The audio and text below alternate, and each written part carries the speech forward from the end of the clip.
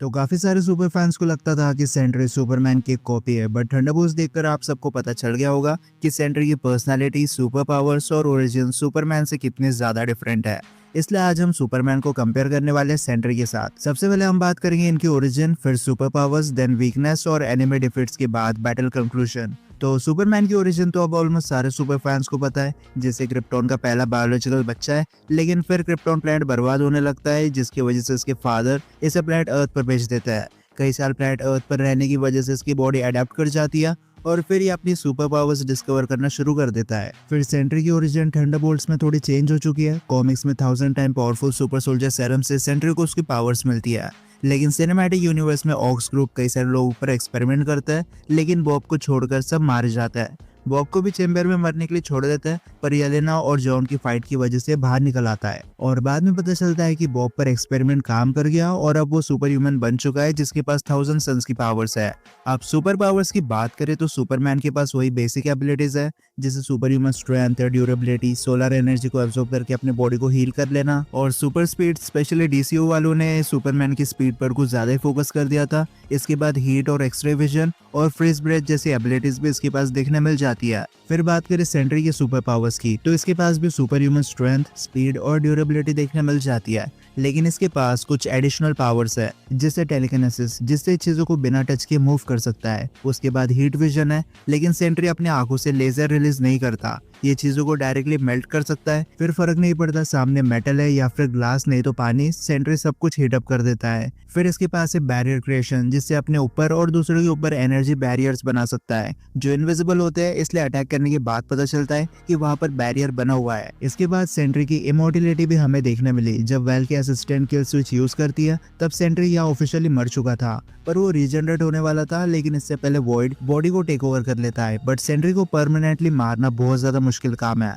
अब वीकनेस की बात करते हैं, तो सुपरमैन की सिर्फ 3 वीकनेस है। पहले क्रिप्टोनाइट, इस हरे पत्थर का एक छोटा सा टुकड़ा भी काफी है सुपरमैन को खत्म करने के लिए। इसके बाद मैजिक भी सुपरमैन की कमजोरी है। ये बात अलग है, डीसीयू में ज्यादा मैजिक यूजर्स नहीं थे, तो सुपरमैन ने किसी भी प्रॉपर मैजिक यूजर से फाइट नहीं की। और थर्ड है red sun radiation. Red solar rays से सुपरमैन मरता नहीं है, लेकिन बहुत ज्यादा वीक हो जाता है। और रही बात सेंट्री के वीकनेस की, तो इसकी मेंटल इंस्टेबिलिटी इसकी सबसे बड़ी कमजोरी है। सेंट्री की पावर लेवल पूरी तरीके से डिपेंड करती है उसके मेंटल स्टेट पर, इसलिए अगर सेंट्री दिमाग से अच्छा है तो वो पावरफुल देखने मिलेगा, और अगर मेंटली वीक है तो उसकी पावर लेवल बहुत ज्यादा लो साइड चली जाएगी और कुछ सिचुएशंस में तो वॉइड के बाहर आने के चांसेस बन जाते हैं।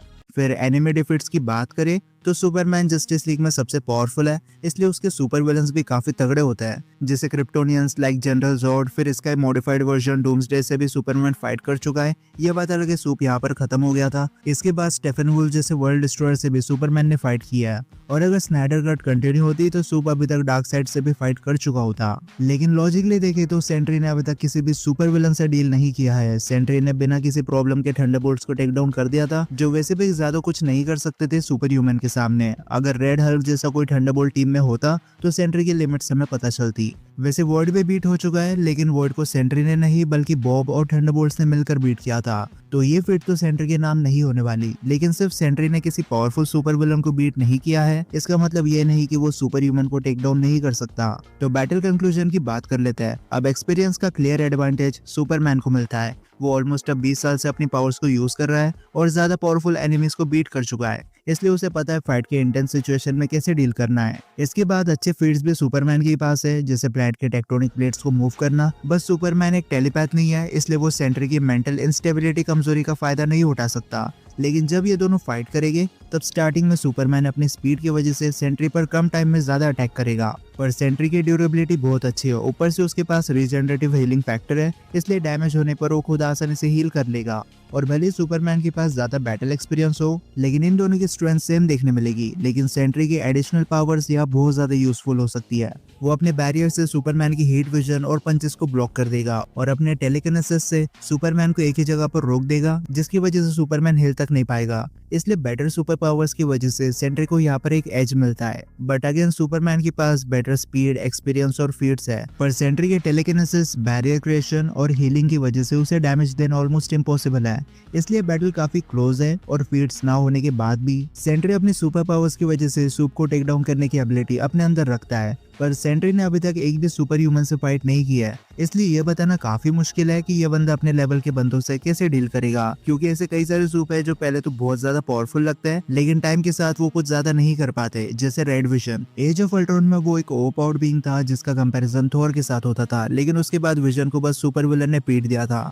उसके बाद इनक्रेडिबल हल्क जो मिलिट्री के सामने ओवरपावर्ड है, बट एबोमिनेशन और थैनोस जैसे के सामने ये मॉन्स्टर भी स्ट्रगल करता है। और कैप्टन मार्वल भी अलग नहीं है। क्रिस सोल्जर्स के लिए अगेन कैरल एक ओवरपावर्ड बीइंग है, लेकिन डार्बेन और थैनोस जो कैप्टन मार्वल के बराबर है, उनके सामने कैरल अकेले नहीं जीत सकती।